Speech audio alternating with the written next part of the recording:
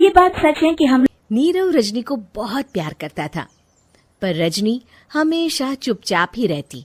वो इस शादी से खुश नहीं थी। वो ये शादी नहीं करना चाहती थी। उसे तो हमेशा से पेंटर जो बनना था।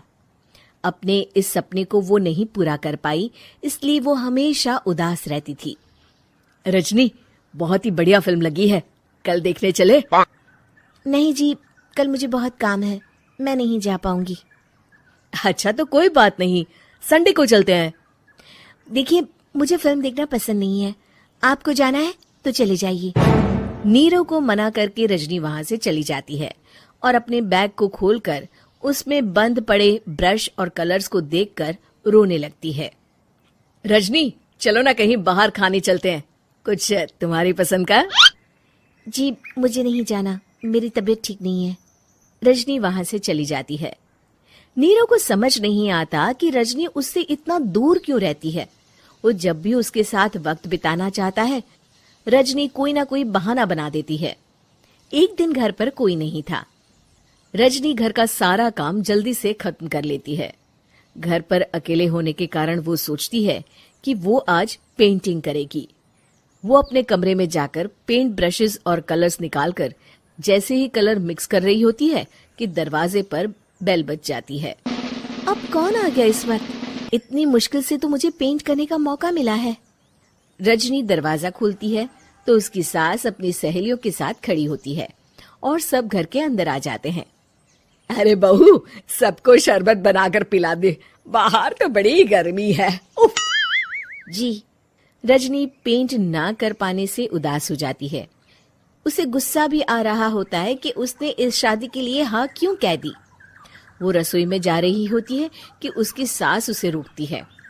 बहू, सबके खाने का भी इंतजाम कर लेना, आज का लंच तो ये सब यहीं करेगी। हाँ। रजनी बिना कुछ कहे रसोई में चली जाती है। सबके लिए खाना बनाती है। सब खाना खाते हैं और रजनी घड़ी देखती है कि ये सब कब जाएंगे ताकि वो अपनी पेंटिंग कर सके। जब शाम होती है तब सब चले जाते हैं अपने घर। अरे बहू, सब तेरे खाने की तो बहुत तारीफ कर रहे थे, सबको बहुत अच्छा लगा खाना। आपको मुझे सुबह बताना चाहिए था ना कि आपकी सहेलियां आ रही हैं। पता भी है कितना वक्त लगा सारा खाना बनाने में। अरे बहू, तू ऐसे कैसे बात कर रही है मुझसे? तो और कैसे बात करूं? मैं इस घर की कोई नौकरानी नहीं हूं कि इतना काम करूंगी। रजनी अपने कमरे में जाकर दरवाजा बंद कर लेती है।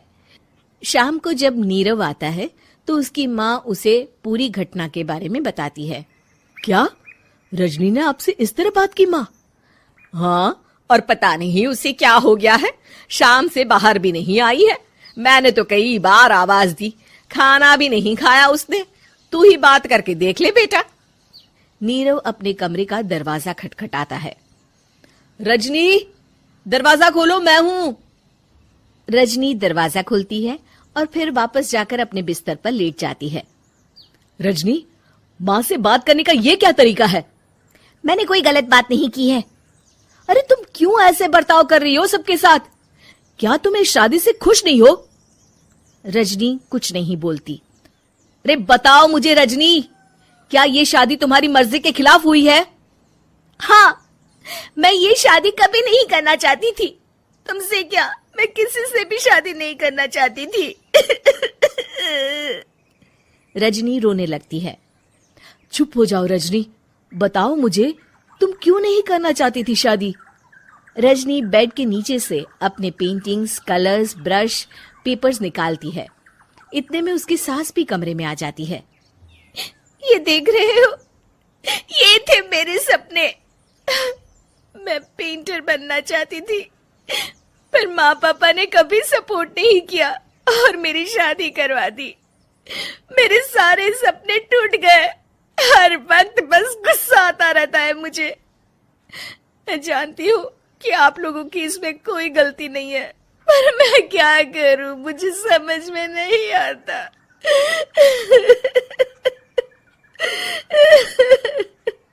रजनी फूट फूट कर रोने लगती है।